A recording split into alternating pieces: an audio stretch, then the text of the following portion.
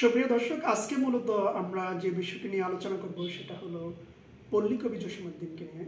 সাহিত্য সংস্কৃতি একটি জাতির সমৃদ্ধির জন্য খুবই গুরুত্বপূর্ণ বিষয়। জসীমউদ্দীনকে কেন পল্লী কবি বলা হয়, আমরা মূলত এই বিষয়টি সংক্ষিপ্তভাবে আজকের আলোচনায় আমরা তুলে ধরব। জসীমউদ্দীন একাধারে গীতিকার, কবি, লেখক, উপন্যাসিক হিসেবে সমধিক পরিচিত। তবে তার লেখনী এবং সাহিত্যের যে বিভিন্ন শাখায় তিনি অবদান রেখেছেন, সেজন্য তাকে পল্লী কবি হিসেবে মানুষ সবচেয়ে বেশি চেনেন। তার বিভিন্ন কবিতা আজও মানুষের মুখে মুখে রচিত রয়েছে এবং মানুষ সেটা খুব বিভিন্নভাবে তাদের বিভিন্ন সাংস্কৃতিক অনুষ্ঠানে, বিভিন্ন সাহিত্য সভায় তারা এটা আলোচনা করেন। যেমন কবর কবিতাটি আমাদের আবাল থেকে বনিতা সবই কিন্তু এই কবর কবিতাটার সাথে সবাই পরিচিত। যেমন ওইখানে একটি লাইন আছে, ওইখানে তোর দাদির কবর ডালিম গাছের তলে 30 বছর বিঝে রেখেছি দুই নয়নের জলে।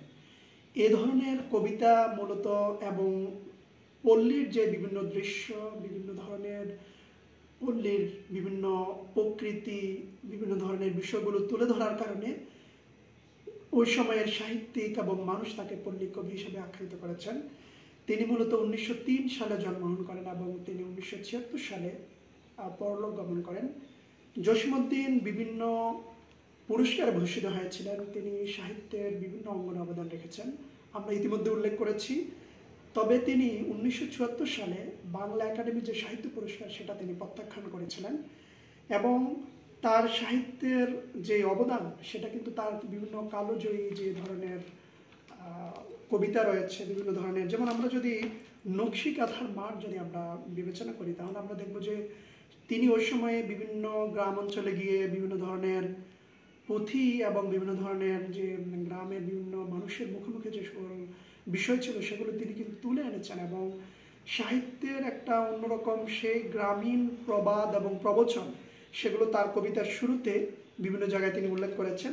এবং উল্লেখ করে তার যে কবিতার ধারা এবং ছন্দের যে ধারা, সেটা আমরা দেখতে পাই। যেমন এক জায়গায় তিনি বলেছিলেন, বন্ধুর বাড়ি আমার বাড়ির মধ্যে ক্ষীর নদী, উইরা যাওয়ার স্বাদ ছিল পাংখা দেই নাই বিধি। এটা একটা রাখালি গান।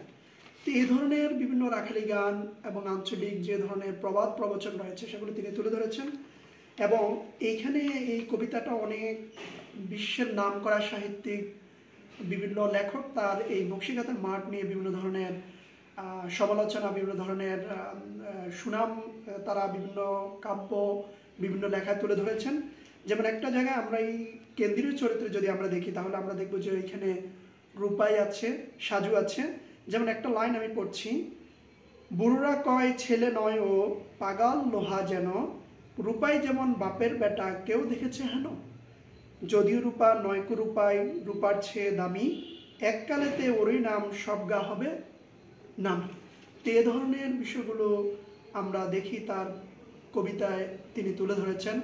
বিভিন্ন সমালোচক মাঝখানে অনেকেই বলে থাকেন তিনি কেন পল্লী কবি হিসাবে আখ্যায়িত। তা আমরা যদি তার লেখা বিশ্লেষণ করি, কবর কবিতা থেকে শুরু করে বিভিন্ন ধরনের নকশিকাঁথার মাঠ এবং বিভিন্ন গীতি কবিতাগুলো, বিভিন্ন গীতিকার হিসাবে তার গান অনেক পল্লী গান হিসাবে সমাদৃত। তা আমরা এই বিষয়গুলো যদি দেখি, তাহলে আমরা দেখব যে উনি পল্লী কবি হিসাবে যে তার যে সুনাম এবং তিনি যে পল্লী কবি, সেটা আসলে আসলে তাকেই কিন্তু পল্লী কবি বলা যায়। এবং তিনি তার লেখায় পল্লী কবির যে স্বাক্ষর তিনি রেখেছিলেন। আরেকটি বিষয় বলে আমি শেষ করব, যেমন একটি জায়গায় তিনি নিমন্ত্রণ কবিতায় পল্লীর যে গুণগান তিনি তুলে ধরেছেন। সেখানে তিনি উল্লেখ করেন, তুমি যাবে ভাই, যাবে মোর সাথে আমাদের ছোট গায়ে, গাছের ছায় লতায় পাতায় উদাসী বনের বায়, মায়া মমতায় জড়াজড়ি করি, মোর গেহখানি রইয়াছে ভরি, মায়ের বুকেতে বোনের আদরে ভাইয়ের স্নেহের ছায়, তুমি যাবে ভাই, যাবে মোর সাথে আমাদের ছোট গায়ে। এভাবে কিন্তু তার কবিতায় পল্লী, গ্রাম ইত্যাদি বিষয় তিনি সমাদৃতভাবে সুন্দরভাবে উপস্থাপন করেছেন। তো আজকে আমাদের আলোচনা আর না বাড়িয়ে আমরা এখানে শেষ করছি। দেখা হবে আবার অন্য কোনো বিষয় নিয়ে। সে পর্যন্ত আপনারা সুস্থ থাকুন, নিরাপদ থাকুন।